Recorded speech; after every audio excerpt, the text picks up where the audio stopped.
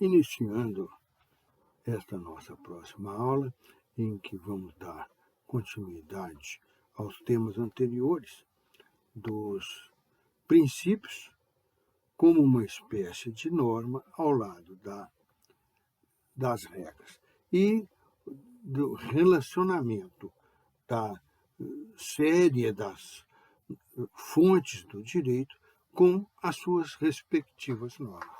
Tanto faz que sejam princípios quanto que sejam regras. Porque eu já expliquei para vocês que a diferença entre o princípio e as regras é que as regras são feitas, na maioria das vezes, propositalmente, para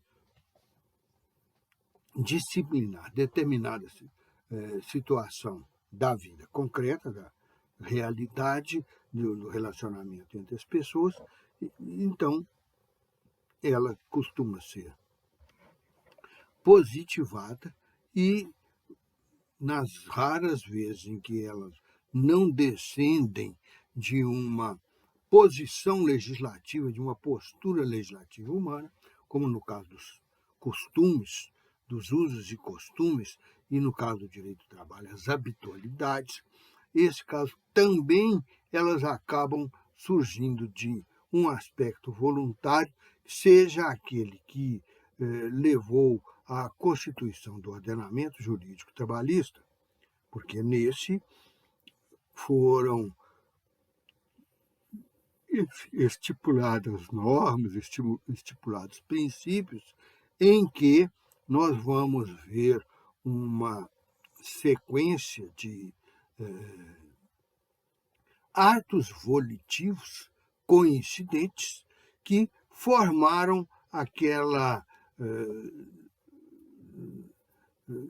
amálgama social, aquela preferência que a sociedade dá, ou que os membros da sociedade dão, para determinados comportamentos. Ou então o outro tipo a outra visão dos princípios que eu falei que a gente podia ter, que, aliás, é a mais adotada pelos autores, porque mais tradicionais, porque podem se valer disso como uma forma de recurso ao positivismo, à positivação da norma. Isto é, são aquelas normas que são pela vontade das partes, pelo consentimento, pela prática constante, se apresenta na relação de direito do trabalho como algo consensual, algo que faz parte da cultura jurídica daquela comunidade. Mas a outra visão dos princípios que eu estava falando é aquela em que eles são colhidos das tendências gerais que o ordenamento jurídico entremostra, que ele deixa aparente, mas sem deixar cristalizado, sem deixar numa asserção formal do próprio direito para nós. Então, este é o positivismo, e isso torna mais admissível para os autores positivistas até do que um princípio que teria vindo totalmente excludente da vontade humana. Mas então, nós estávamos explicando os princípios gerais do direito que se aplicam ao direito do trabalho, e hoje nós vamos trazer os princípios específicos do direito do trabalho, que eu também mencionei esses princípios, mas deixei para explicá-los reunidos agora, porque já é uma forma de atuação que eu uso com vocês durante todo o nosso curso, porque acho que didaticamente e para a nossa própria memória, para o fato de querermos ter uma adoção racional do direito para os nossos fenômenos jurídicos, para as nossas relações jurídicas, nós vamos ter aí direito do trabalho expresso em princípios que regulam, que nascem do ordenamento jurídico e o regulam como um todo, cada um sendo retirado da confecção, da elaboração, da tendência, obviamente, tendência ideológica, que é aquele ordenamento jurídico como um todo. Já para esses princípios do direito do trabalho, esses princípios que são específicos do direito do trabalho, nós podemos passar do livro que eu estava usando na aula passada, que era o do professor Maurício Godinho, para o livro da professora Alice, porque, da mesma maneira que o Godinho tem aquela facilidade de entendimento, aquela condensação quanto aos princípios gerais, a professora Alice também o tem quanto ao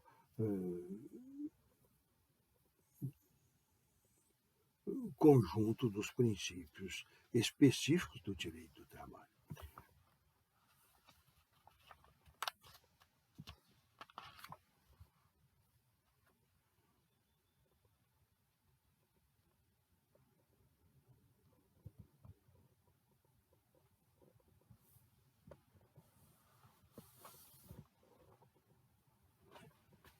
No caso de pegarmos a professora Alice para continuar com esses princípios, vamos simplesmente começar mostrando que há uma diferença entre o princípio geral, que o direito do trabalho colheu das outras disciplinas jurídicas, muitas vezes princípios que foram formulados séculos, muitos séculos até, antes deles. Para isso, basta lembrar que, no meio dos princípios que eu mencionei, eu falei no da boa-fé, no da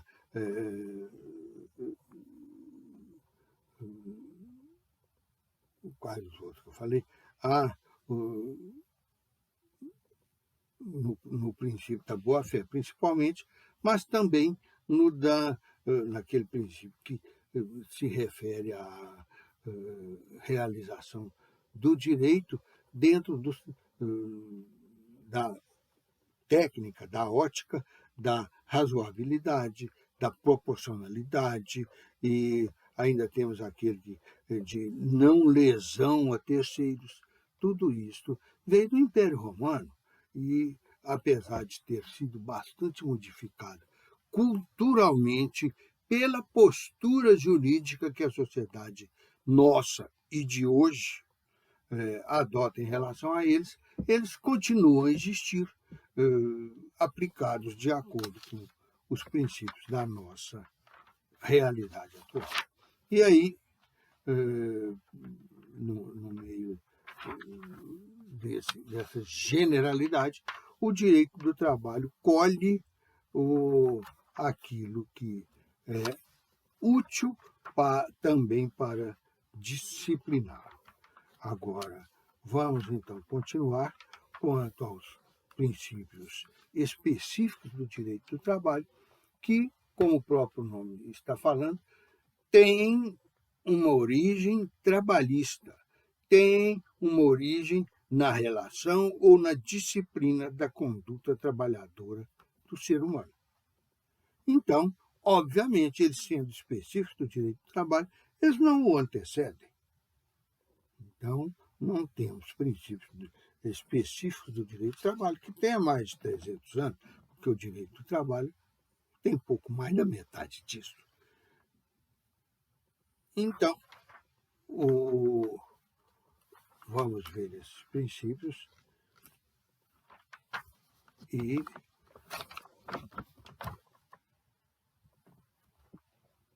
que eu estou falando que são princípios específicos do direito do trabalho.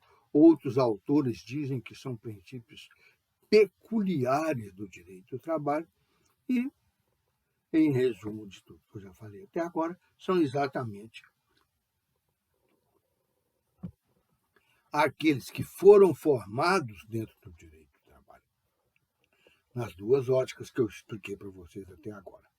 Naquela ótica de que é uma coletânea das generalidades repetitivas dentro do direito do trabalho, ou dentro das relações trabalhistas, se eu estiver falando for de gestos e de aspectos concretos. A outra fonte, ao lado desta, que vem da generalização dos comportamentos na relação de trabalho, a outra é mais racional, ou apela mais para a racionalidade humana, porque ela se refere às tendências, aos comandos que nós julgamos existir, serem aplicáveis a nós e serem naturais em sua adoção pelo direito do trabalho.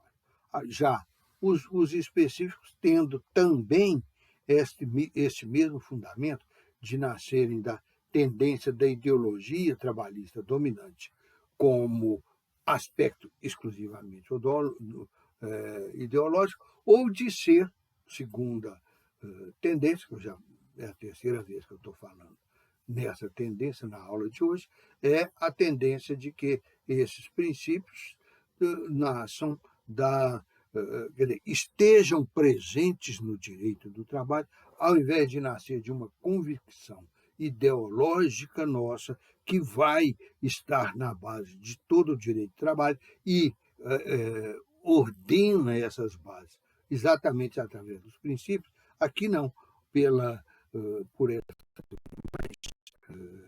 abstracionista, porque ela tira mais do campo da abstração a partir das outras normas, nós vamos ter os princípios colhidos como sendo os aspectos tendenciais que originam e que orientam o ordenamento jurídico trabalhista. Neste aspecto, nós vamos começar a enumerar os princípios. O mais famoso deles, o que é mais citado, inclusive, em peças judiciais, em sentenças, acórdãos, súmulas, sentenças normativas, nos processos, nos dissídios, melhor dizendo, de caráter público, de caráter coletivo, aí, então, nós vamos ver que o mais citado, o mais comum, e o que nas ordens está, como nós vamos colocar agora, como primeiro princípio trabalhista, nós vamos falar no princípio da proteção, o princípio tuitivo, o princípio da tutela do bem do empregado. Eu prefiro o primeiro nome, proteção, porque já é um nome tradicional no direito que tem duas faces, todas duas no sentido de beneficiar aquele que é garantido pela norma. A primeira dessas faces, quando eu falo em proteção, eu quero dizer objetivamente que é protegido o direito, é protegida a concessão que se oferta àquele a qual o ordenamento jurídico a endereçou. Por exemplo, o trabalhador tem mais dificuldade no processo de produzir a prova, de estabelecer a realidade dentro do seu aspecto, do seu ponto de vista.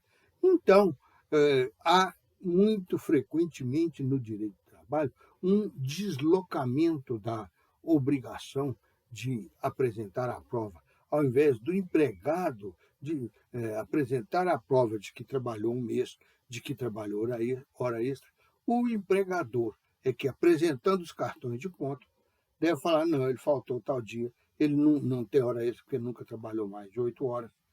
E a lei já faz isso, ela não espera que chegue o processo para o juiz decidir isso dentro dele, ou ordenar que assim seja feito. A própria lei já coloca condições de prova, como a inversão do ônus da prova. O ônus da prova, de acordo com a regra geral, deve fazer a prova, é responsável pela prova aquele que alega um fato ativo a seu favor.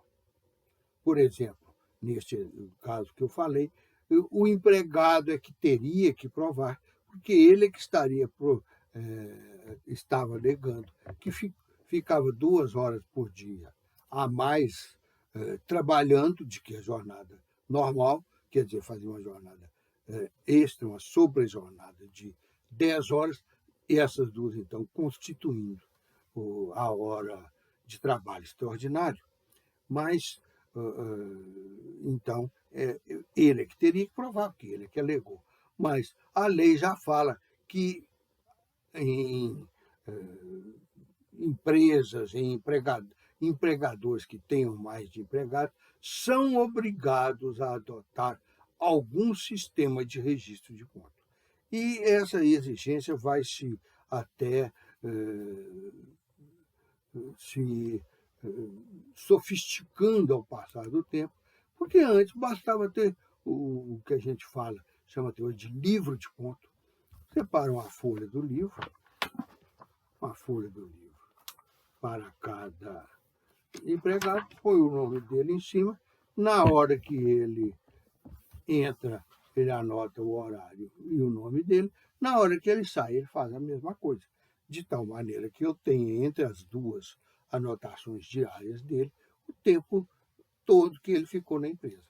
Como é muito raro pessoa que só fique um período dentro da empresa, ela tem normalmente um intervalo para almoço, se a jornada é completa de 8 horas, ou se tem de 6 para baixo, ou tem uma jornada para lanche, porque, na verdade, as duas se destinam a serem jornadas para descanso, para afastar o homem da prática profissional a que ele se dedica durante um tempo, que vai servir para limpar o seu esforço intelectual, a sua concentração e o seu esforço físico durante o trabalho.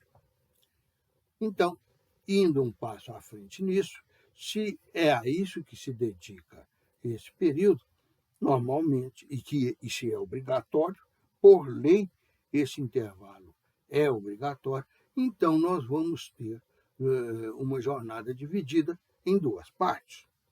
E aí ele, em vez de assinar 2 vezes, vai assinar 4, nas 2 entradas e nas 2 saídas, cada uma delas correspondente a uma entrada anterior.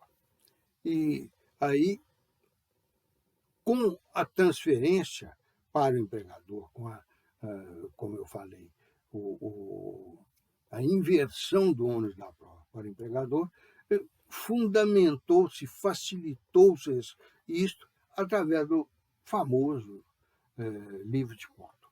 Mas depois a própria legislação foi sofisticando as exigências e as exposições da forma de prova, de tal maneira que hoje temos cartão de ponto, relógio de ponto, ponto eletrônico, vamos evoluindo no sentido de que não gaste mais tempo para a assinatura do ponto, mas também não seja ele questão de incerteza e de insegurança. Incerteza e insegurança é como manipulação da sua hora de saída e de entrada do empregado. E a parte da certeza ou incerteza, que anda paralelo com essa segurança, nós vemos, por exemplo, um empregador que tem 10 mil empregados e que bota um relógio de ponto, caderno de ponto, um ponto eletrônico na entrada da sua fábrica para aqueles 10 mil empregados assinarem, é claro que a fila vai demorar um pouquinho. Provavelmente, antes de acabar a fila de entrada, já estarão formando a fila para assinar o ponto de saída.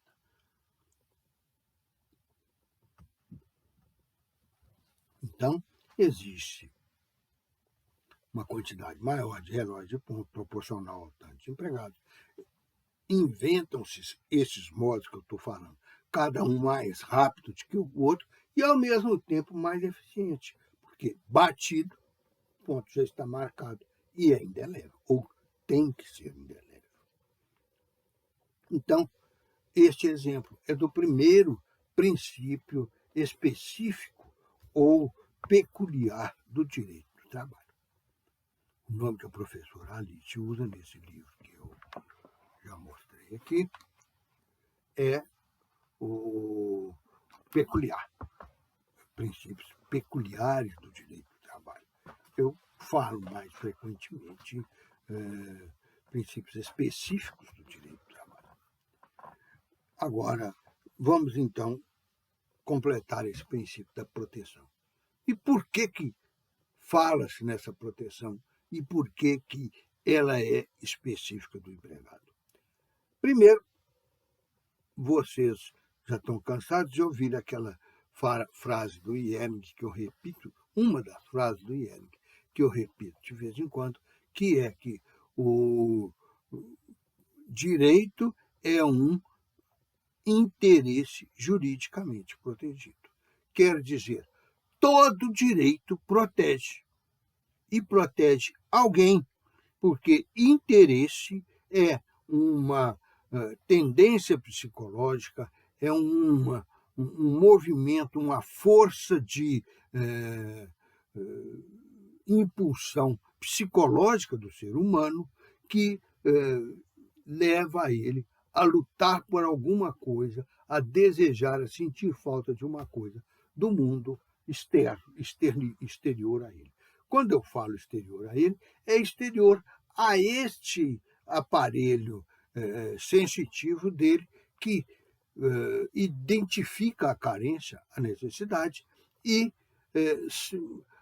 por memória, por experiência própria, sabe quais os aspectos que podem se incluir na movimentação própria desse sujeito humano para realizar aqueles interesses, para satisfazer aquela necessidade.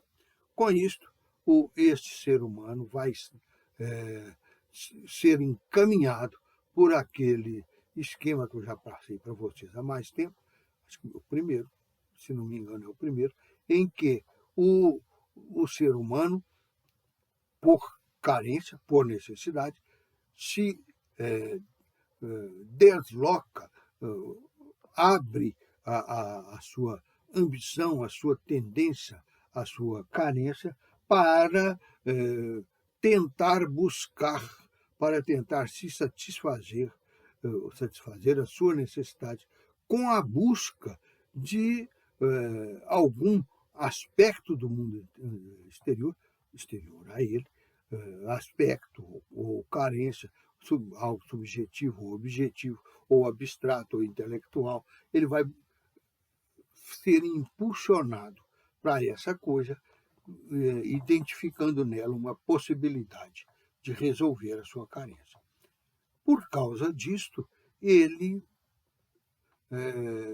se inclina para o mundo, ele é impulsionado para o mundo.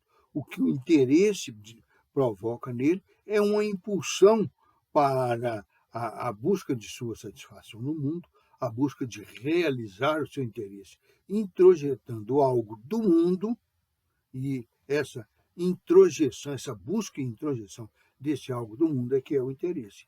E esse interesse vai se realizar, vai se concretizar, vai se tornar um portador de um objeto quando se apossar da utilidade de algo e que o homem tenha acertado que essa utilidade pela qual ele interessa seja exatamente o que vai acoplar à sua necessidade e extingui-la. Então, o exemplo mais típico que todo mundo dá é o da esfera da alimentação. A pessoa está com fome, que é uma carência, que é uma necessidade de origem biológica do ser humano, e vai satisfazer essa carência, primeiro, procurando algo no mundo que seja alimento, que seja alimentar, que possa lhe matar a carência. Segundo, buscando se apropriar desta coisa, buscando usar esta coisa para aquela finalidade que ele anteviu. Então, essas fases de identificação, de impulsão para o interesse, de identificação da utilidade, de apropriação da coisa para identificar que ela realiza, não, que ela satisfaz a sua carência, esses são aspectos movidos pelo ordenamento intelectual do ser humano, pela parte psíquico, neuropsíquico, biológica, que identifica exatamente essas carências internas e as utilidades externas a elas correspondentes e que podem passar a satisfazê-la. Tá certo. Isso é uma teoria sobre o interesse. Poderíamos até dizer que, mais do que uma teoria, é uma constatação, porque o indivíduo não tem tanto risco de errar assim quando está pressionado pela carência que lhe faz sentir um desconforto permanente. Na verdade, não é bem assim. Nós confiamos demais nesse nosso aparelho biopsíquico neurológico, porque muitas vezes erramos ao diagnosticar a utilidade que pode realizar o nosso interesse. Eu dei o exemplo para vocês do menino com um copo de cachaça, que ele achou que era um copo d'água. Dei o exemplo do que queria açúcar e pôr sal.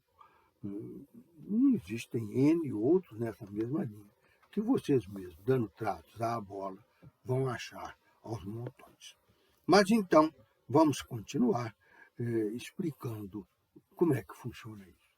O princípio da proteção, então, que vem dessa carência, e por isso é uma peça primordial da nossa convivência em sociedade, porque ele é que nos dita, ou que nos antecipa, ou que nos faz planejar as nossas movimentações, as nossas realizações e as nossas apropriações de coisas de terceiros que tenham esse dom, esta utilidade de poder realizar o nosso interesse e satisfazer a nossa carência, a nossa necessidade.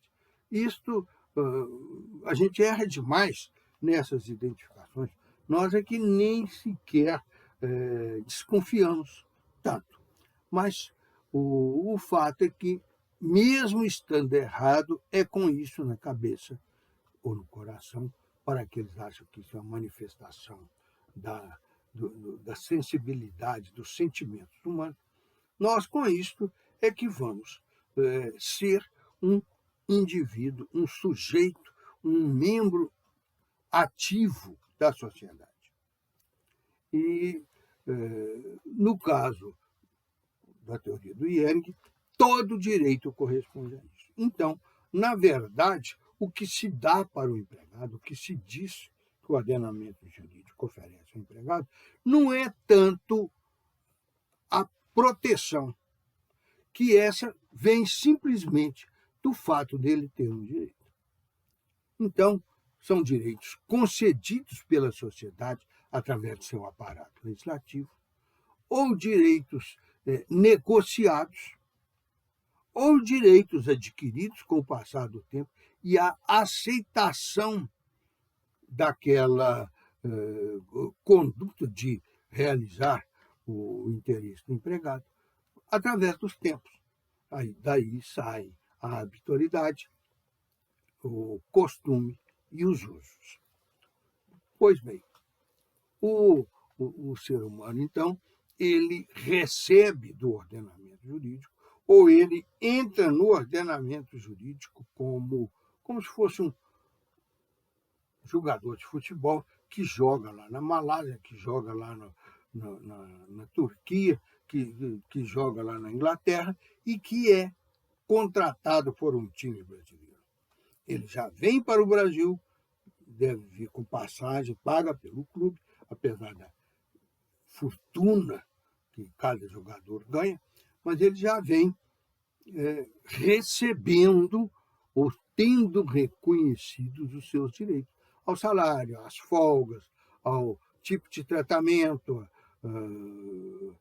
à publicidade que o clube vai consentir ou até arranjar para que ele participe, e assim por diante. Estes se incorporam ao chamado patrimônio jurídico dele como coisa sua, como coisa já obtida por ele e que ele tem, então, direito e garantia a ela.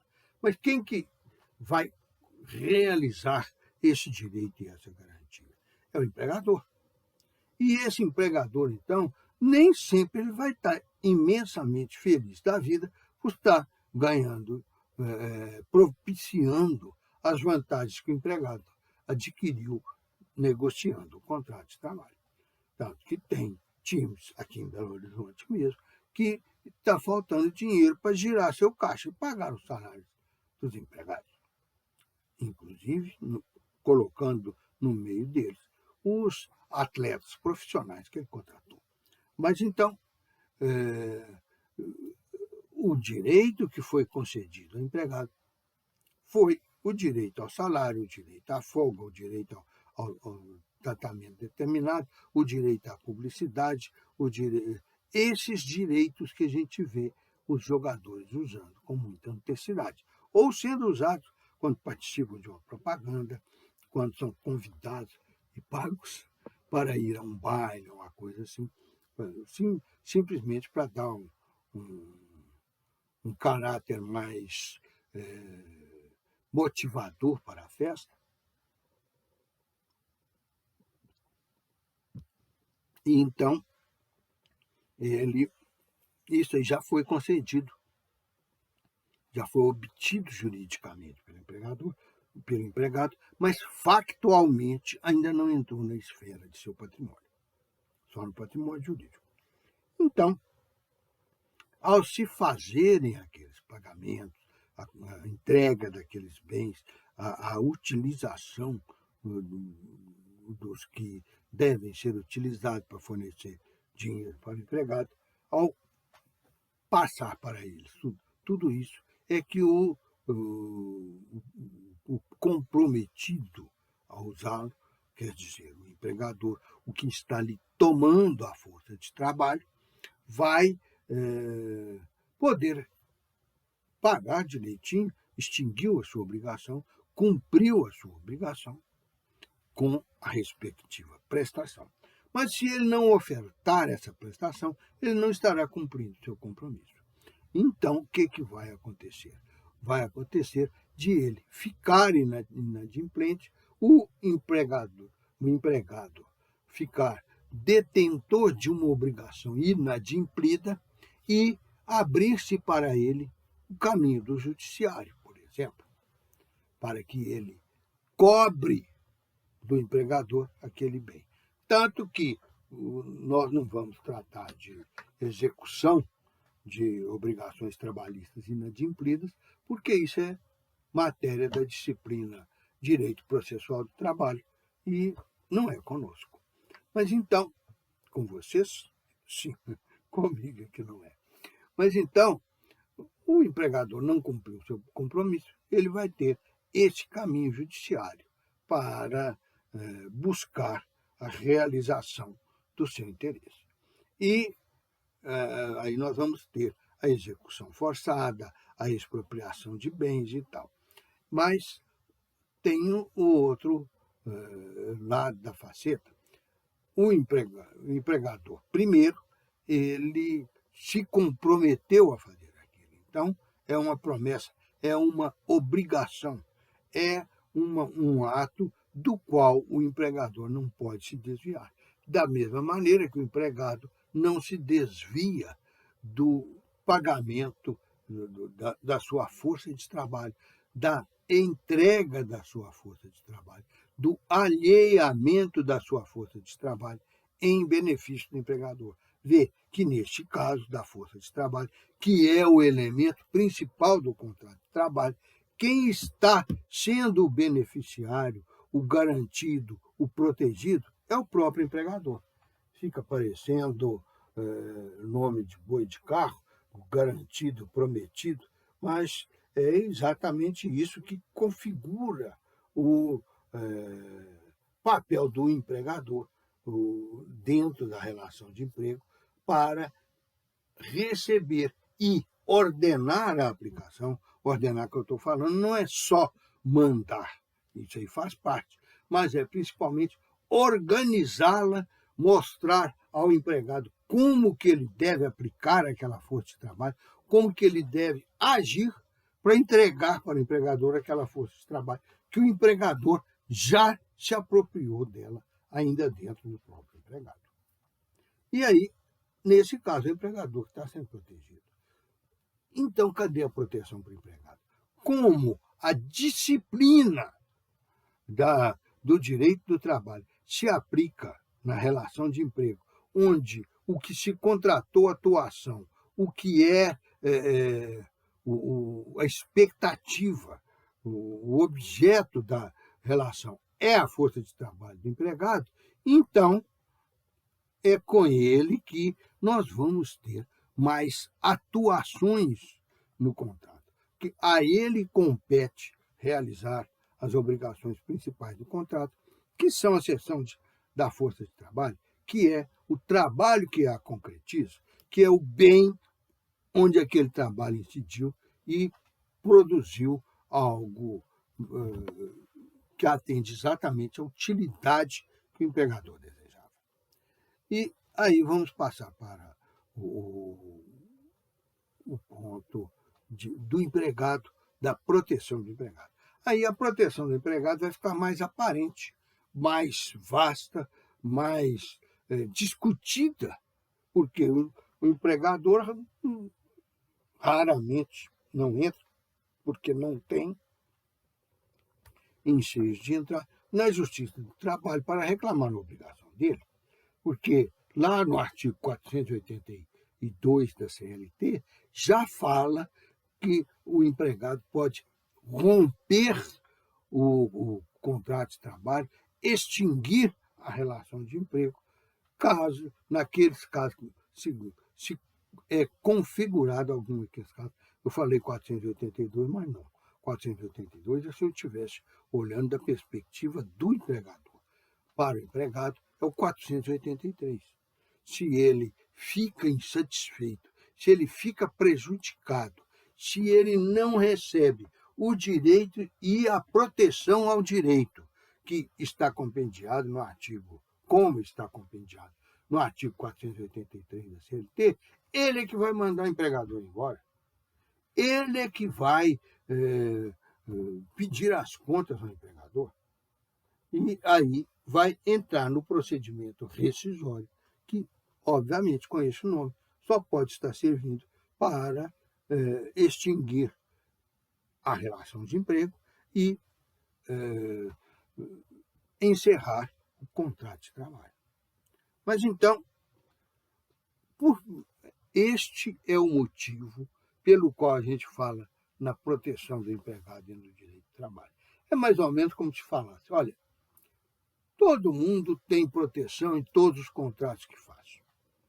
Mas no direito do trabalho, o empregado tem algumas proteções específicas, porque só se realizam quanto ao objeto com o qual ele entrou na relação de emprego, que é a cessão da sua força de trabalho, com as consequentes vantagens, obrigações e os consequentes direitos que se impuseram ao empregador para a realização do interesse do empregado no contrato.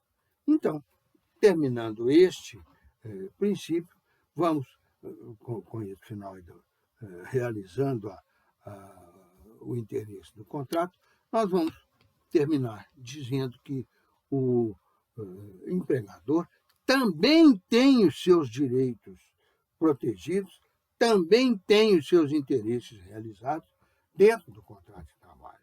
E como eu já expliquei para vocês, até prioritariamente, ele tem garantias até cronológicas da proteção ao seu direito. Por exemplo, como ele é obrigado a pagar o salário do empregado até o 5º dia posterior ao mês vencido, ele só vai pagar aquilo que realmente deve. Então, não é o que foi combinado, é o que o empregado fez. Se algum dia o empregado não trabalhou, se no outro dia ele quebrou uma coisa, vai ter que indenizar, se num terceiro dia ele aconteceu qualquer outra coisa que impeça aquela relação de emprego de fluir, o empregador simplesmente passa a faca naquela parte do salário, excluindo o dia da força de trabalho não recebida por ele.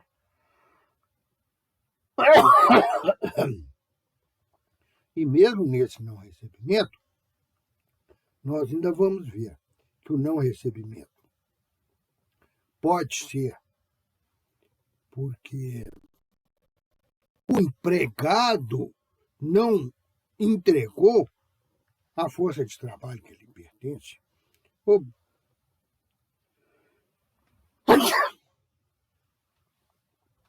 ou simplesmente porque não compareceu ao serviço sem ter uma causa abonatória, ou porque foi e não quis trabalhar. Mas existem outros casos em que ele não cede, ele não entrega ao empregador a sua força de trabalho, por problema do empregador. O empregador resolveu fechar a fábrica naquele dia para limpar toda, para dar uma manutenção preventiva em suas máquinas. Então, o empregado, como não faz isso não é serviço dele, ele não vai ceder a força de trabalho dele naquele dia. E não é porque ele está se negando a fornecer, é porque o empregador inviabilizou o recebimento, ou dispensou o recebimento. Então, nós já temos este caso em que foi o empregador que inviabilizou, que deixou sem se realizar o trabalho do empregado. Aí ele tem que pagar o salário, que a força de trabalho estava cedida. Só não foi apropriada, só não foi movimentada por ele empregador. Agora, tem um segundo aspecto, que é o da legislação. É uma outra forma de proteção do trabalhador. São aqueles momentos em que o trabalhador, momentos, dias, semanas, meses, em que o trabalhador não tem que trabalhar, foi dispensado legalmente. Não é só porque é lícito, não. Foi dispensado legalmente porque a lei criou o seu motivo de dispensa. Aquele intervalo para almoço ou para o lanche que eu já falei para vocês, o interjornadas, o tempo de folga entre o fim de uma jornada de trabalho e o começo da outra, os feriados, os dias santos, as partes do sábado, quando adota-se a chamada semana inglesa de trabalho, as partes do sábado que não configuram jornada para ele, que o empregado não vai ser chamado a trabalhar, o domingo, que é o repouso semanal remunerado, as férias, esses episódios temporais todos, o empregado não está entregando a sua força de trabalho por um motivo de dispensa legal. E ainda tem aquele que a dispensa legal é oriunda de um fato eventual. A relação de emprego não é eventual, mas há nelas muito fato que são.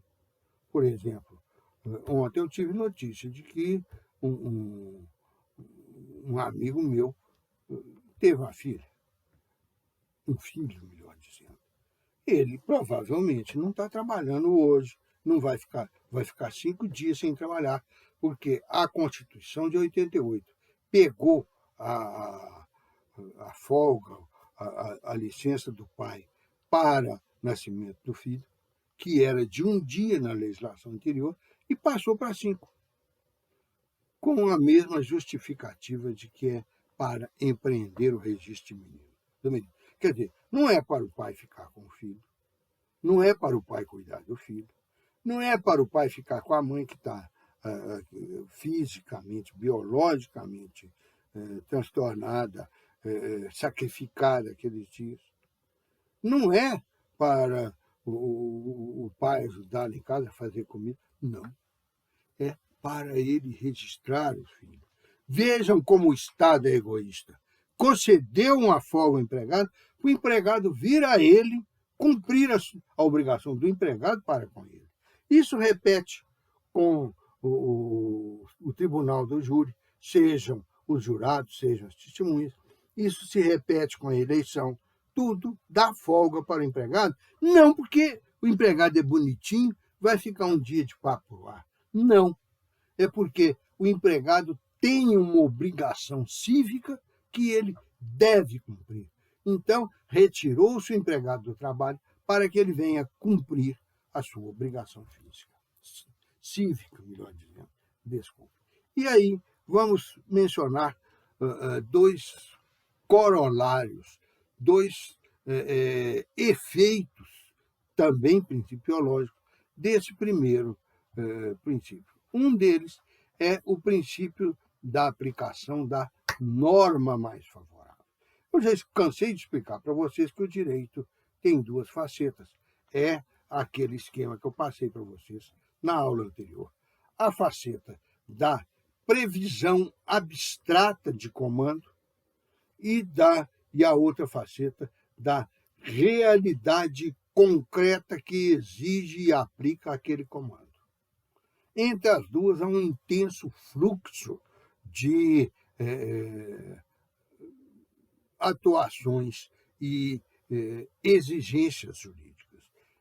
O que está descendo da abstração da lei, da abstração da norma, qualquer que seja essa norma, inclusive princípio, para o fato concreto, para se aplicar às pessoas envolvidas naquele fato concreto, porque o direito aplica-se às pessoas, não é ao fenômeno, não é à coisa, é às pessoas. Então,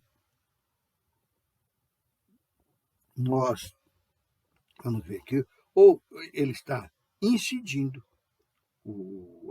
a abstração da previsão jurídica está incidindo sobre os fatos englobados na relação jurídica, no nosso caso, relação jurídica de trabalho, para enquadrar as pessoas que navegam naquela relação com as normas que ele joga lá em cima. É a incidência. Ou então, olhando esse mesmíssimo fenômeno do outro lado, nós temos uma série de fatos sobre os quais incide o comportamento humano e queremos ter certeza de qual será esse comportamento, quer dizer, de qual será a finalização daquele processo de concretização do direito. O homem projetou o avião, peça por peça, encomendou as peças, treinou a ele e as demais pessoas que vão mexer com o avião e tal, mas sobrou para um rapaz lá da fábrica exclusivamente apertar o último parafuso da fuselagem do avião. Então, todos os comandos que vêm lá de cima introjetam-se no corpo dele e são expelidos, são exteriorizados novamente no movimento que ele faz para apertar o parafuso. Aí está o direito. Não no parafuso, na chave de fenda ou no movimento de aperto. Está na pessoa que se sentiu obrigada a fazer esses movimentos. Por quê? Porque ela assinou um contrato para ser empregada do outro. Como empregada, ela se obrigou a ceder a sua força de trabalho. O outro determinou que a cessão da força de trabalho daquele rapaz vai ser apertar aquele parafuso da fuselagem do avião, e ele faz isso dia após dia, durante toda a sua vida de fabricante de avião. Pois bem, aqui, com os dois fluxos contrários, o da incidência e o da subsunção, nós realizamos o direito. Podemos dizer contrário de outra maneira. Ao invés de ser a incidência da norma e a subsunção do fato à norma, nós podemos dizer que é a realização ou a prestação da cessão da força de trabalho do empregado e depois a contraprestação do pagamento do salário pelo empregador. Eu tenho até uma posição meio inovadora, meio minoritária, a respeito desta entrega recíproca, dessa realização recíproca das suas obrigações. Porque a CLT não fala que o empregador tem obrigação de pagar o salário. Não fala que o empregador tem obrigação de entregar um pacote de dinheiro para o empregado. Não. Fala.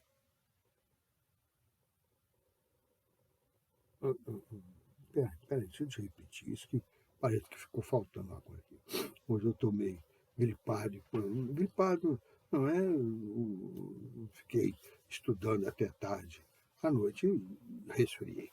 Mas isto costuma abalar a cabeça da gente, principalmente quando tem um punhadinho de cabelo branco. Mas então, o empregador, a lei fala que ele vai pagar o salário. No artigo 3º, fala que ele remunera, no artigo 2º, quer dizer, da CLT, fala que o empregador remunera o empregado, mediante salário. Mas então, o que ele faz na relação de emprego é pagar esse salário. E o que é pagar? É transferir para o outro algo que compense o que ele já transferiu para mim. É transferir para o outro algo que realize, que seja a prestação da obrigação que eu assumi com ele. É colocar à disposição do outro o valor do bem que ele almejava ao assinar aquele contrato de trabalho, ao estabelecer aquele contrato de trabalho, que muitos contratos de trabalho nem sequer são assinados.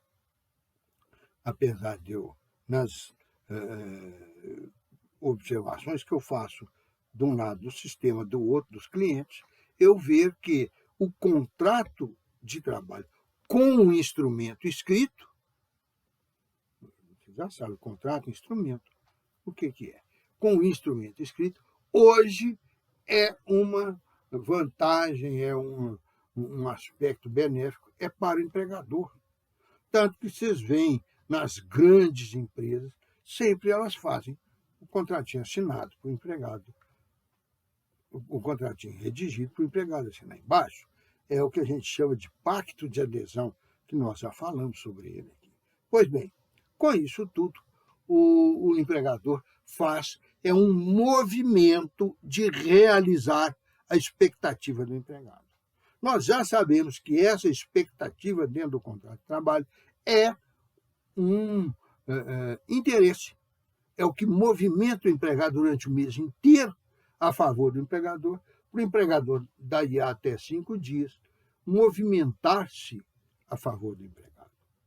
E ele tem que, para este movimento dele, que é o movimento de prestação da obrigação do empregador, é o movimento de pagar o salário, é movimento. Não é dar uma coisa, entrega de coisa.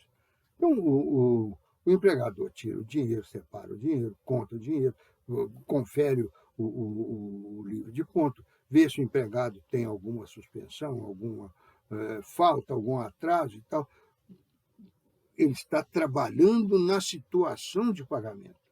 Quer dizer, ele já começou a pagar e chega à conclusão que deve passar para o empregado, tanto que tem que tirar dali o que ele vai mandar depois para a Receita Federal como imposto de renda devido pelo empregado, é o que a gente chama de imposto de renda retido na fonte, quer dizer, na fonte dos meus ganhos, eles já vão me reter o meu imposto de renda.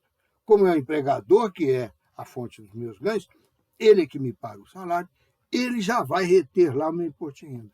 Mesma coisa com a minha contribuição previdenciária. Vai juntar as obrigações minhas, que devem ser satisfeitas com aquele dinheiro que ele vai me pagar, vai juntar as obrigações dele com uma parte dele que ele paga para a Previdência Social em relação ao empregado, a parte dele que ele paga para o Fundo de Garantia, para o PIS-PASEP, para o assistência, verba assistencial e tal. Então, ele junta aquilo tudo. E, normalmente, ele entrega separado, pelo menos separado dos cálculos, a um banco. Hoje, o mais comum é isso. Então, o empregado vai lá a hora que quiser, ou nem vai lá, tira com o cartão. Tem vezes que eu passo 3 meses, 5 meses, sem ir ao banco, porque resolvo todos os meus problemas de receber com o cartão, de eu pagar, né, com o que eu recebi, e de pagar coisas com o computador. Está resolvido. Mas o dinheiro está lá, é meu, está numa conta destacada para o empregado e, como tal, vai ser movimentado por ele. Então, do momento em que o empregador recolheu os cartões de ponto para começar a fazer todos aqueles cálculos, até o momento em que o dinheiro já está parado lá na conta do empregado no banco, nós tivemos aqui uma série de atividades do empregador. Por isso, contrariando a maioria dos juristas trabalhistas, eu digo que a obrigação do empregador, nesse caso, é de fazer. É fazer o pagamento, é pagar o salário, é realizar a sua obrigação, é realizar o interesse do empregado. Todas essas modalidades, todas essas expressões que eu falei agora, mostram a vocês movimento. Não é só um movimentozinho de entrega do caixotinho com dinheiro. É um movimento continuado, sofisticado, processualizado e conferido. Porque o banco não é bobo de aceitar receber menos, de aceitar receber depois, porque ele quer aquele dinheiro. Enquanto, mesmo que é do empregado, ele quer, porque enquanto fica nele, ele está lucrando com aquilo. O empregado, às vezes, não tem condição de pagar o ônibus para ir para o serviço, não tem condição de comprar um bom prato de comida para si, mas o dinheiro dele está lá, circulando e dando lucro para o banco. Então, continuando, a obrigação do empregado, ninguém discute, ninguém tem dúvida, é a obrigação de fazer. Ele cede à força de trabalho dele. Quer dizer, quando ele faz, ele não é mais nem dono de si, ou dono da sua parte que está fazendo aquilo. E é uma parte grande e complexa, como eu já falei para vocês, tem aí a ideação, tem a formação da convicção, da ideologia com que ele vai moldar aqueles atos que ele pretende, que ele contratualmente é obrigado a fazer. Depois tem a conduta com as suas 3 partes, que essas 3 partes são a formulação, que vem depois da ideação, já é eu estabelecendo mentalmente, ou me enquadrando nos movimentos que eu vou fazer. Em segundo lugar, ou em terceiro lugar, melhor dizendo, é eu já entregando a minha força de trabalho, já é eu aplicando os meus movimentos, a minha energia sobre o bem que ou sobre o serviço que o empregador me incumbiu de fazer. Então, este é o comportamento. Aquela outra lá em cima é a conduta. E antes dela, tem aquela parte da ideação que é imaterial, propriamente dito, que é a arregimentação, de um lado, de tudo que eu preciso acionar para cumprir minha obrigação. De outro lado, de tudo aquilo que eu aprendi do mundo externo, as técnicas, as ordens do empregador, os manuais de instrução da máquina que eu vou usar e tal. Então, a ideação, que é a formulação, a conduta e o comportamento. Esses três formam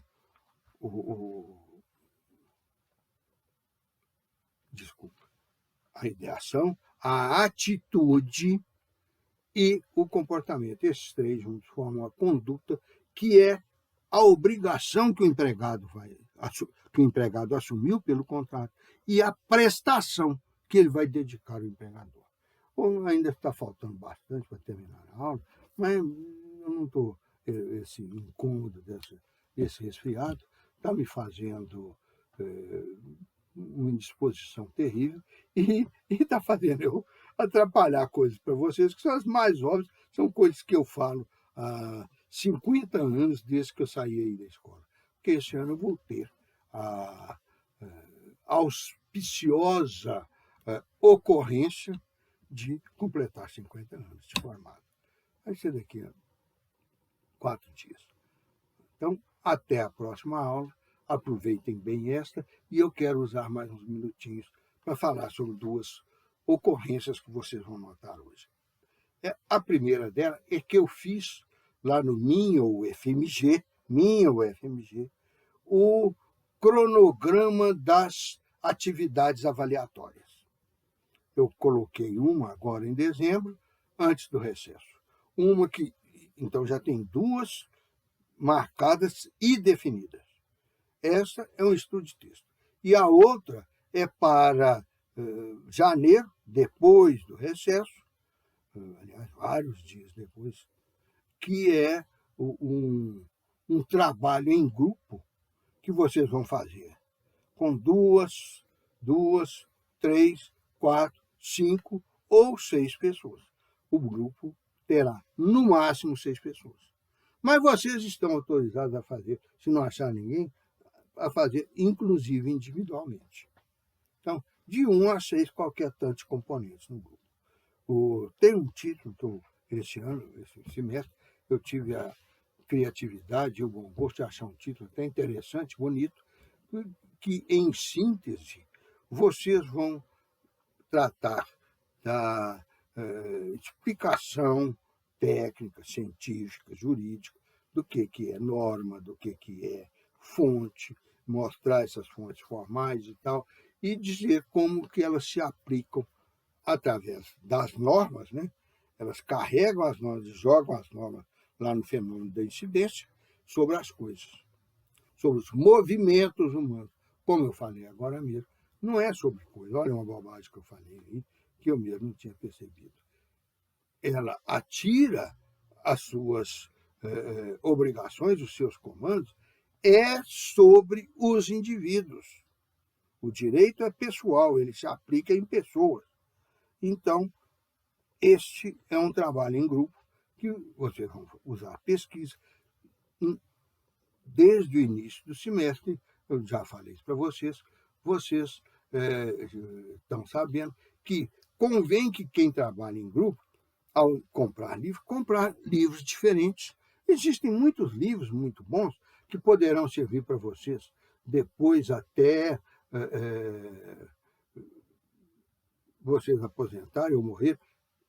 Não desejo isso. Eu quero que vocês tenham vida longa ao advogado, ao jurista. Mas que vocês vão aplicar isso permanentemente, caso o livro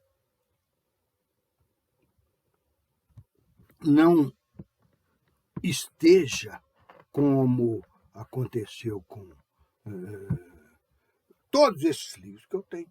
Eu estou acompanhando a legislação, atualizo o livro, encho as margens das folhas com anotações. Não sei se vai dar para vocês verem que eu faço a lápis para não ofender o livro, mas olhem aqui. Nas margens, ó, por baixo. Estou falando por baixo, estou escondendo por baixo, né? Nas entrelinhas, não, aqui é do lado, né? Por baixo, por cima. Eu encho das minhas anotações, que são aquelas que formaram a minha convicção e o arsenal das minhas informações para eu ser o jurista que possa, que pelo menos pretende poder dar aula para vocês. E olhem que só aqui na minha frente, assim, eu estou com esse livro que eu mostrei, que é o da Alice, estou com o da Vólia Bonfim, estou com 2 CLTs, uma atualizada, que aí hoje eu já compro pequenininha, porque aquele volume completo que tem quase o compêndio legislativo brasileiro todo, que no caso aqui é da Saraiva, com o autor não, que não é autor, um anotador, que se chama Bezerra Leite, e tenho mais ali em cima um livro de doutrina do Bezerra Leite, o livro do Orlando, isso só os que estão aqui de imediato, assim, né? Da Vólia Bonfim, eu acho que já falei, do Orlando Gomes, do Maurício Godinho Delgado, eu até esqueço de tanto, porque eu mexo com eles pouco, mas lá em cima tem mais um, que é o do... sei lá, está lá em cima. E por aí, porque eu tenho que comprar e receber esses livros, não porque eu precise daquela atualização, que eu já tenho assinaturas de revistas, compêndios, publicações em geral, que me passam me informam essas atualizações. E, além disso, hoje até pelo computador, eu pego o Diário Oficial, que as publicou, e eu preciso de ter os livros para me inteirar das doutrinas mais novas que estão saindo. Da mesma maneira que eu solto as minhas aqui e informo a vocês, igual esta de que as 2 prestações do contrato de trabalho ou da relação de emprego são obrigações de fazer, eu vou fazendo e passando para vocês. Eles vão fazendo, escrevendo esses livros e passando para mim. Então, esses livros que eu mencionei agora, e eu fiz questão de mencionar para falar nessa parte aqui, todos são muito bons.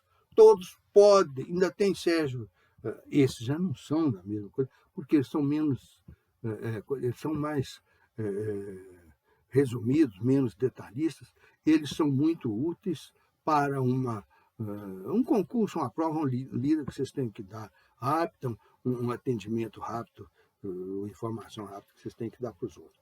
Entre eles, vocês podem colocar o do Sérgio Pinto Martins, o do Otávio Bueno Magano, o do Amaury Mascaro. Agora tem um, hoje eu ainda estava lá no meu escritório, que agora eu estou em casa. Estava lá no meu escritório vendo um livro e falei, gente, é esse aí, olha aí que beleza.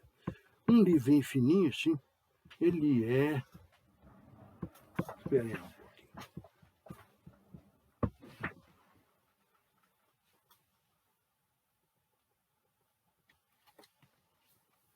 Ele é mais ou menos como esse aqui em espessura, aliás, um pouquinho menos ainda. Esse aqui é um livro magnífico, vocês deviam ler esse livro. Michael Heckman por uma esquerda democrática. É um projeto libertário de organização e administração do Estado. Mas o outro é mais ou menos desse tamanho e é, para mim, o melhor livro de direito do trabalho. É do Evaristo Moraes Filho, atualizado, se for o volume mais recente, pelo filho dele, Antônio Carlos Flores de Moraes. Mas é um livro que é uma beleza. muito bom mesmo. Elegante, sucinto, conciso, altamente esclarecedor. É claro que não é um livro que vai ficar com detalhezinho, como esses outros que eu mostrei, que são dessa grossura. Não, ele vai no essencial. Mas então, o que estou desviando do assunto? Esses outros livros, vocês espero que tenham feito ou que façam agora, correndo, peguem uns 3 diferentes, cada um do grupo, ou cada 2 do grupo, você associa, compra um livro, ou pega aí na biblioteca. Eu falo para vocês comprarem exatamente para poder fugir, pegar livro da biblioteca na última hora. Porque às vezes a gente não encontra. Que todos vocês, da turma D e da turma C, estão pegando esses livros nesse momento, porque estarão realizando o mesmo trabalho que eu pedi. E, seja para outra tarefa, mas também dentro do direito do trabalho, os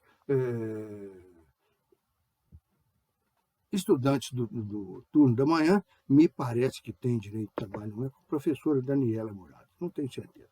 Mas seja ou não, eles também estarão usando os mesmos livros para outras finalidades que o professor Deus vai demarcar. Então, convém ter. E, como eu falei para vocês, é muito bom. Esse de segunda ordem que eu falei é que não é tão necessário agora. É livro prático até, mas podem deixar para comprar depois de formado, se vocês tiverem os outros, evidentemente.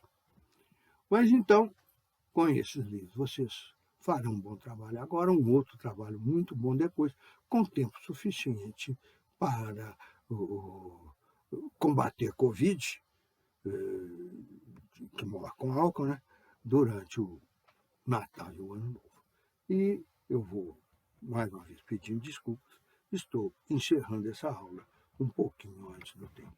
Um pouquinho.